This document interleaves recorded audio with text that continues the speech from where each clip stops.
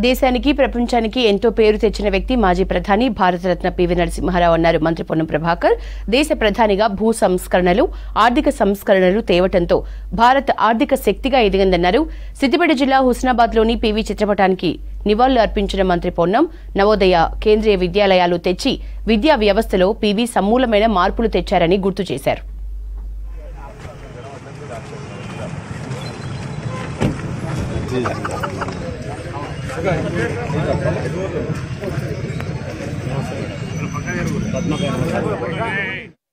ముద్దుబిడ్డ హుస్నాబాద్ నియోజకవర్గ ముద్దుబిడ్డ పివి నరసింహారావు గారు ఈ దేశానికి ప్రపంచానికి ఎంతో పేరు తెచ్చినటువంటి వ్యక్తి. భారత ప్రధానమంత్రిగా అనేక రకాల సంస్కరణలు తీసుకొచ్చి చిరస్మరణీయుడిగా ఉన్నటువంటి పివి నరసింహారావు గారికి ఈ సందర్భంగా జయంతి జరుపుకుంటా ఉన్నాం. వారి ఘనంగా నివాళులు అర్పిస్తూ వారు చూపెట్టిన మార్గదర్శకత్వంలో మేమందరం నడవాలని, యువత కూడా నడవాలని, ఒక కష్టపడి పనిచేసే మనస్తత్వంతో ఎక్కడో వంగరలో జన్మించిన వ్యక్తి ఢిల్లీకి, దేశానికి రాజై అనేకమైనటువంటి సంస్కరణలు, ఆనాడు భూ సంస్కరణలు కావచ్చు, ల్యాండ్ సంబంధించి, దాని తర్వాత ఆర్థిక సంస్కరణలు తీసుకురావడంతో ఈరోజు ప్రపంచంలో భారతదేశం ఆర్థికంగా నిలదొక్కుకోగలుగుతోంది.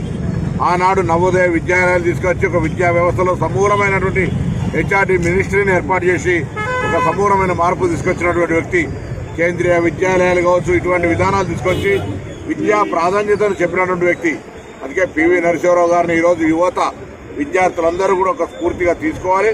వారు ఈ ప్రాంత బిడ్డగా, తెలంగాణ బిడ్డగా, ఆంధ్రప్రదేశ్ ముఖ్యమంత్రిగా, దేశ ప్రధానిగా చేసిన సేవలని సందర్భంగా జ్ఞాపకం చేసుకుంటూ వారికి ఈ జయంతి సందర్భంగా ఘనంగా హుస్నాబాద్ కాంగ్రెస్ నియోజకవర్గ పక్షాన ఘనంగా నివాళులు అర్పిస్తా ఉన్నాం.